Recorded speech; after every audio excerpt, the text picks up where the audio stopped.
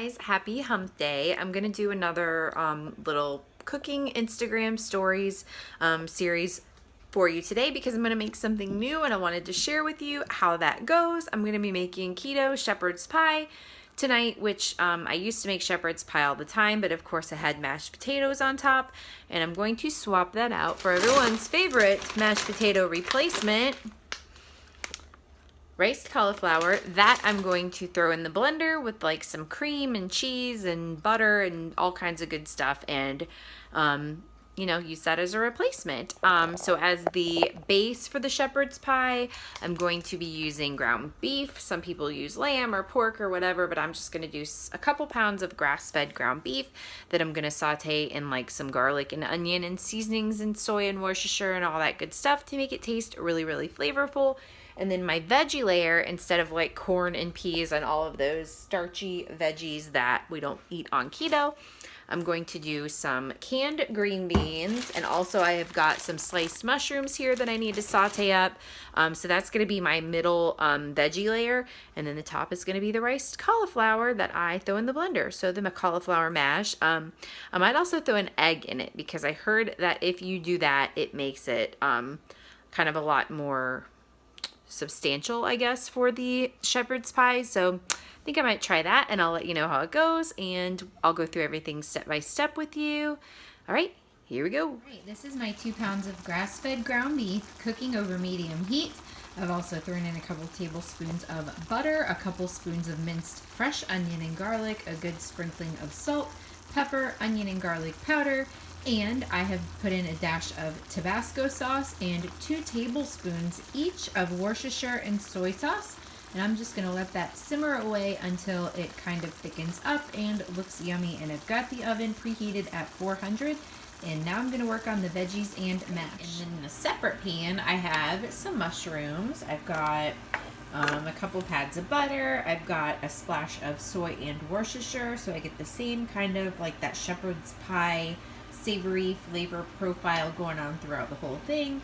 I've got some garlic and onion powder. I've got a salt and pepper and a splash of white cooking wine.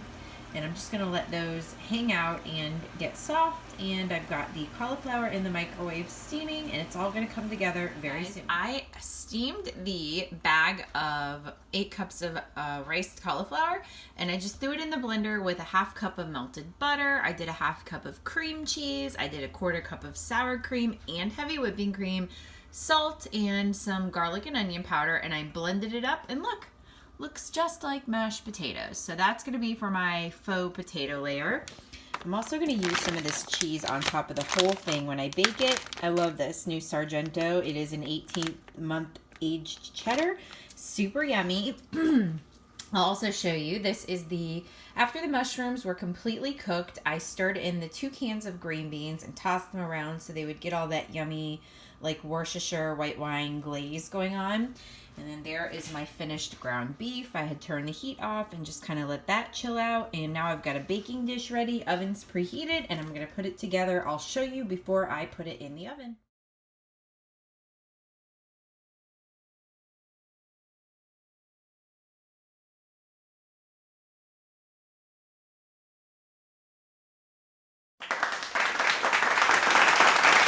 Hey guys, I just realized I have not done one of my easy breezy yummy keto cooking videos in a really long time. So it's about time. I'm making one of my favorite easy, flavorful, crowd-pleasing dinners tonight called egg roll in a bowl.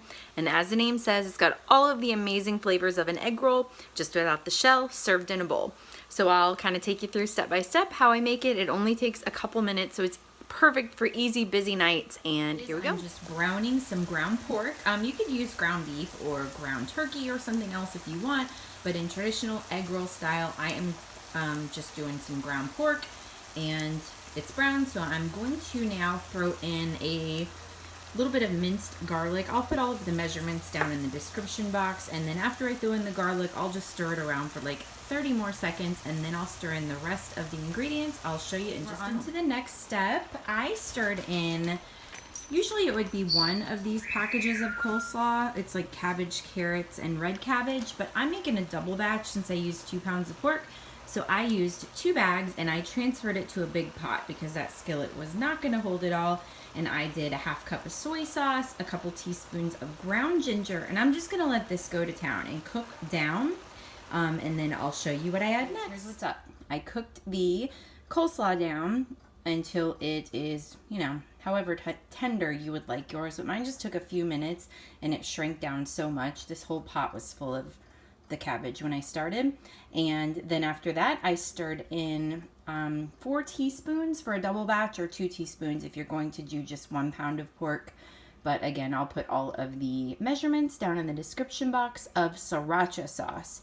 If you don't like spice, you can leave that out, but I think it adds a nice amount of flavor. You can also drizzle in some sesame oil. I actually like using sesame seeds, and that's it. I also did a little green onion on top, and it's ready to serve. Guys, I'm back with another recipe. I'm going to be making an easy bacon cheeseburger casserole today, and it's starting with 1 pound of grass-fed ground beef, 1 cup of chopped onions, 2 minced cloves of garlic, a teaspoon of burger seasoning. I'm using the McCormick's Grill Make hamburger seasoning, and some salt and pepper to taste. I'm going to use a spatula, and I'm going to break this up and let it go for a couple of minutes, and I'll show you what else I add. Next step was I added a teaspoon of Worcestershire sauce and 2 ounces of plain cream cheese. And I'm going to take my spatula and stir this around until there's no more pink left in the beef and the cream cheese has melted down into the meat. So I've got the ground beef mixture that I made first in the baking dish. You can use an 8x8 or a 9x11. I sprayed it down first. Then I'm going to drizzle over this mixture. It is a 1/3 cup of heavy cream, 2 eggs, a 1/2 cup of white cheddar, and a 1/2 cup of shredded sharp cheddar, and a tablespoon of yellow mustard. I'm going to drizzle that over that, and then I'm going to top it with another 1/2 cup of both the sharp cheddar and white cheddar, and then I'm going to sprinkle it with 3 pieces of bacon that I've cooked and crumbled, and 1 dill pickle that I've chopped. So I'm going to add all that, and I'll show you what it looks like before I pop it in the oven. So now I just have to pop it into a preheated 350-degree oven for 15 to 20 minutes, and that's it. I'll show you what it looks like on the other side. It just came out of the oven, and I actually baked mine more like 25 minutes.